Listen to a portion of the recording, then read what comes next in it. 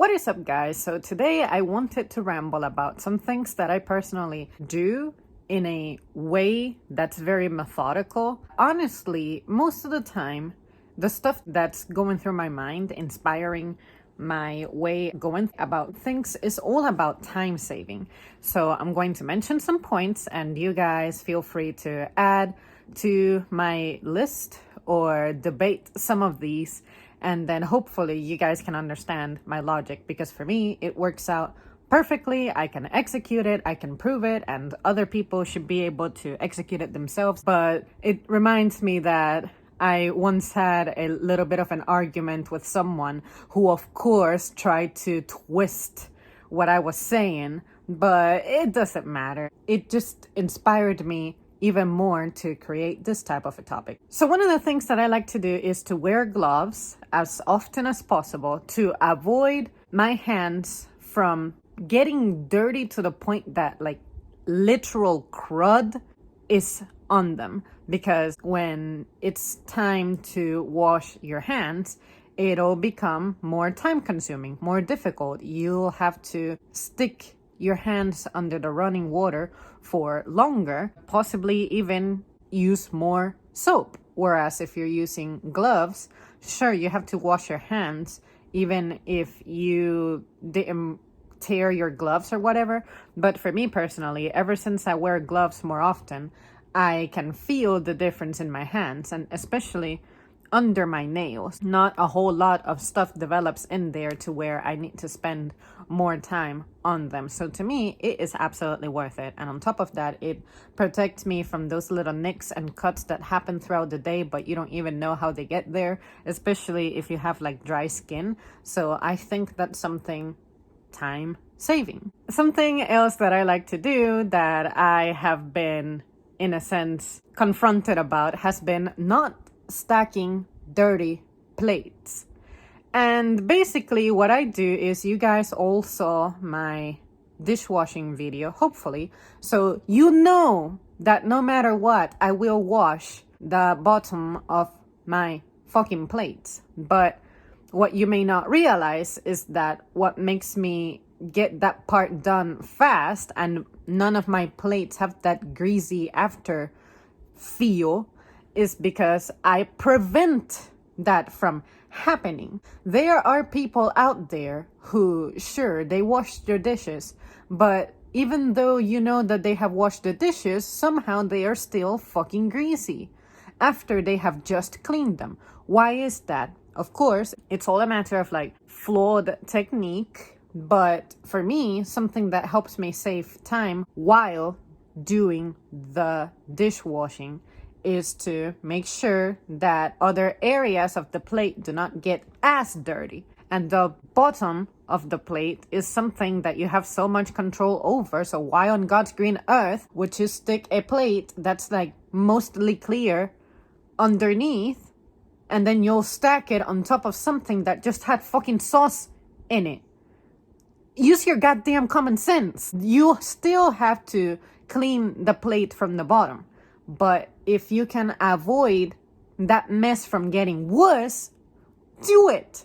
Because if you're going to still apply the same technique when the plate is not as dirty underneath, that's what makes your plate be cleaner in one round of dishwashing, but in another round, it's somehow not as clean because you're still using the same technique on something that requires more work now. And whatever, man, like if that's what you do, fine. Hopefully I won't have to eat from your kitchen, but it just really bothers me because it comes off as lazy. There are some guys who are just freaking monsters, and I'm thinking, man, your technique sucks. You need to get better, and this is why. And don't get upset about me telling you that your technique sucks, because I can prove it to you. So just have some common sense. Something else that I like to do is in my closet, when I'm storing my shoes, I like to stack them while the shoe is on its side so that the soles are touching each other. I have seen people's closets where they stack shoes on top of another. There's like not a board, not a dividing object at all. It's the sole of the shoe is touching the top of another shoe. And I'm thinking, do you not have common sense? Like, why are you letting this dirty ass bottom of the shoe to touch the top of the shoe, which tends to be cleaner because that's not what's hitting the ground? Like, whatever inch of the planet you transit, the top of the shoe is not what's making contact with it, unless it's like raining and you're splashing water really obnoxiously or something, or whatever the rain water carries. But how often does that happen, right? People keep telling me, oh, those are nice shoes, and I'm like, thank you. They happen to be really old. I only say that if they ask for further detail, like, oh, where did you get them? And I'm like, these shoes are like 10 years old, and yeah, I wear them for like special occasions, so that's why their mileage is still intact. But they always go like, oh, well, they're just so clean and neat. Even shoes that I have had for that long don't look that nice. And I'm thinking, well, do you live in a dirt road? Do you stack them with other shoes or other shoes on top of it, and so on and so forth? So like, just use your goddamn common sense. Another thing that I absolutely abhor, that I see a lot of people do, well, I should say folks in my family do, is you're eating, you're using utensils, great. To me, utensils are a tool to manage food better. Like, say, if you have a big chunk of meat, you use the knife to cut it into a smaller, more digestible piece. But sometimes there comes a point when you start touching the food with your hands for some reason, which I never do. The only things I touch with my hands are sandwiches, and if it's available, I like to use a napkin or something. Or things like chips. Those are things that obviously you have to eat with your fingers. But I very, very seldom need to touch my food, because the stuff that I order is something that 100% can be handled without touching with my hands. So there comes a point, though, when your hands are full of sauce, or they are greasy, or they have ketchup on them, or they have food residue, and you proceed to grab an utensil with your filthy hands. When the utensil, to me, the way I see it, beyond being a tool for reshaping my food, I guess, is what helps me avoid touching the food. So if you have touched the food and now you're going to touch the utensil, it's kind of stupid, but I understand if you would recur to that, because say you had bone-in chicken and now you have to eat rice. Okay, but I guess use your slightly cleaner hand or something, or maybe wipe your hand off. And the reason I say this interferes with it being a time-saving technique is because a utensil that by the handle would have been perfectly clean or mostly clean, now it has this grease that you have transferred from the plate onto the utensil. And that is where time wasting comes from. And anytime I dirty my hands or fingers in any way, I try to grasp the utensil, should I need to, with minimal contact as possible with the spots of my hand that now have become incredibly greasy, or use my other hand and avoid doing so altogether. But yeah, it's just that during the dishwashing stage, if I come across that, it annoys me, because that's not something that I do. So here I am washing somebody else's dishes, and they're a filthy animal, and now it's going to take me much longer than I'm accustomed to get the dishes done. And it just annoys me, man, because it's usually like chicken grease or something, and it's just nasty, because once that stuff dries up, it's that crud that's left over, and it's just gross. While on the note of dishes, another thing that I like to do is to not let my dirty dishes sit by the sink for long periods of time, at least without a pre-rinse that at least takes care of like the food residue on it. Leave them sitting soaked in soap. So say if I used a pot and it had oil, I like to give it a rinse, a pre-rinse. And if it's something that I may have accidentally overcooked or some burnt spots are in there, I like to grab a paper towel, do a little hint of soap, moisten it, and then give the pot a pre-scrub, rinse, and then fill it up with water about halfway. And then that water, use that little sprinkler that I have, and that will force the soap to create like a lather type of thing. And then when I come back to it 30 minutes later after I have eaten, I don't have such a difficult life with washing dishes. And this circles back around with what I was saying earlier about people having terrible ass dishwashing techniques. Because now you have left this dish sitting out there in grease with this crud, with this food residue, building up, getting stuck to the dish. And now you're going to have the same weak ass technique that you use when that, I guess, dish may be less dirty than what happened today. And that is what makes it have that smell, grease residue and all that. So you're just being a filthy animal. And my kitchen is the place in my house that I treat with most seriousness and respect, because that's where I eat. This stuff will like make it to the inside of my body, and if it's not treated right, it's going to make me sick as shit. And I hate being sick, especially if it's preventable. Another time-saving technique that I like to say that in my daytime I execute is in the office. I like to organize things as I go. Say, if I'm done using the scissors, put them away. If I'm done with a pen or something, put it along with the stationery. I don't wait for the stage in my job in which I need for the office to be clean in order for me to proceed to the next stage. I do the cleaning and organizing as I go. But there have been times in which I have stepped in to people's workspaces and I'm like, you're letting a mess follow another mess, follow another mess, follow another mess. And that's why you get out of here late. Start owning things as you go and you'll see how easy it becomes. Same thing with your register. Wipe the belt down often. And that way, you don't have to wait until the belt is like super dirty, super full of mess. And then you have to spend the extra time with the scrubbing. It's more, oh, I have maintained the register mostly clean during the course of the day. So when something disastrous happens, you'll spend less time on it. That is the definition of efficiency.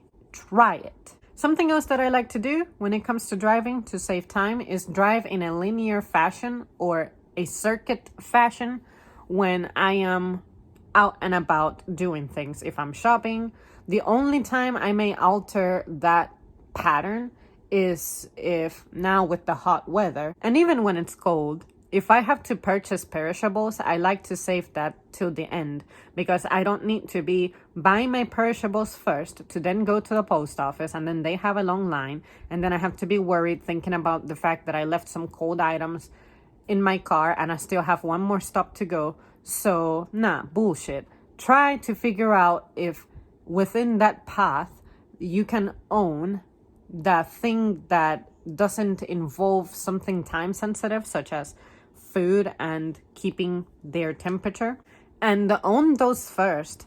Because fortunately, on the note of post offices, there is always more than one in a town or in a city. If you have one on the side of town that you're about to visit, why not own it there, as opposed to, well, the post office is really far, so let me go to that one and then come back to then go to like the middle of the path. No, I like to plan my route in a way that is linear or circuit, and it ends up saving me a lot of time. And on that same note, shopping is no different. There's people who inside a store, you go to the grocery section to then go to the grooming section to then go back to the middle of the grocery section to then go back to produce and then go to like houseware stuff. And like, what are you doing? Organize yourself, man, and you'll see how much time you save. So basically, I don't like to take unnecessary steps. It's not because I'm lazy. It's because my level of efficiency makes me be like, I want to remain active while I am busy with my task, but I don't want to do it in a way where I'm wasting time, complicating my life, and I feel like I'm busy because I am, but I'm busy because I'm making my life complicated. But I can do the same, remain busy more productively, and still spend the same amount of time getting more things done. That's it. And then this is one that absolutely triggers me. If you're going to a restaurant and you're trying them out for the first time, if you have the option of looking at their menu ahead, just do it. Like, get on the website before you leave home, give the menu a browse, have an idea of what you want. And if you had another item in mind and you're not clear about the details, remember that. Go to the restaurant, and that's when you can ask, hey, I was also looking at this and that. I was interested in that and this, but I wasn't sure. Can you explain what it is? Boom. But no, you're waiting to get to the restaurant to examine the fucking menu, and then you're confused about something in there, so you're starting to ask about that, and on top of that, adding more time to examining the rest of the menu, and so much fucking time that goes wasted there. Nothing worse than me standing behind the fucking person who's doing this. Because oftentimes, when I go to a restaurant that does not give me the option of ordering ahead, there is always someone who gets to the restaurant, and that is when they're deciding to get their life sorted and figured out. Come in with a plan. But at the same time, it's their turn if they got there before me. So in a sense, I don't have a right to be upset about that. But the thing of it is, I like for things to move efficiently. It's kind of like lines at a grocery store. Why is there a hold up? So let's address that. Let's tackle that. But if you're going to examine the menu right when you're there, and this is your first time coming in, I just find that fucking irresponsible. And you're just wasting everybody else's time. But that's just me as a person who's considerate about other people and other people's time and my own fucking time. That's the thing that makes me mad. But yeah, just come in with a plan. And on that note, I can also talk about the people who call a place and they don't have a plan. It's like, yeah, I was calling because I wanted to find out more about your that stuff that you do on like the weekends, and I don't think you do it any other day of the week, but yeah, it's this thing where you have like a sale, and we have sales every fucking day.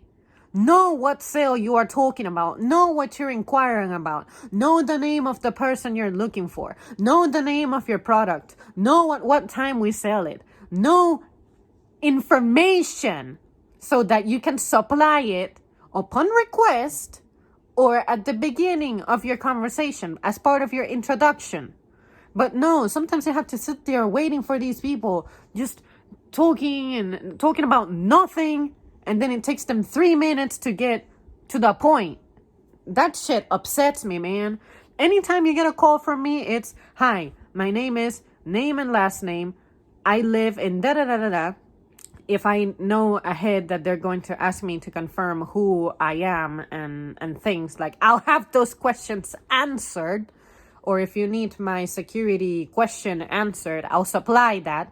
And I am calling because I experienced a problem with a recent order that I placed. I would like to return it. What is the procedure that I must follow? Boom! Over.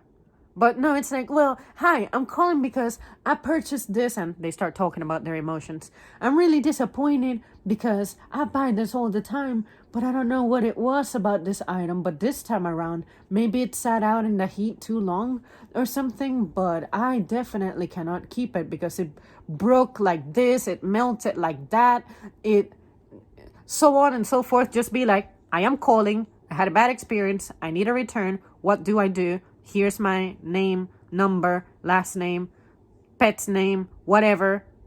Boom. Done. But all that rambling, I don't give a shit. If I'm the most social activity you'll have in your day, you have to fix that. But you have to fix it outside of my working hours. You know, but some people, I feel like It's like my managers used to advise me when I was new. It's possible that you're the only human interaction they'll have all day, so they just have to express themselves. And I'm like, well, I hate to say this, but I'm not getting paid to be people's therapist. I'm getting paid here to do some motherfucking customer service. And emotions are being implemented as part of customer service because we have a problem in this country, but that is something that should be addressed professionally.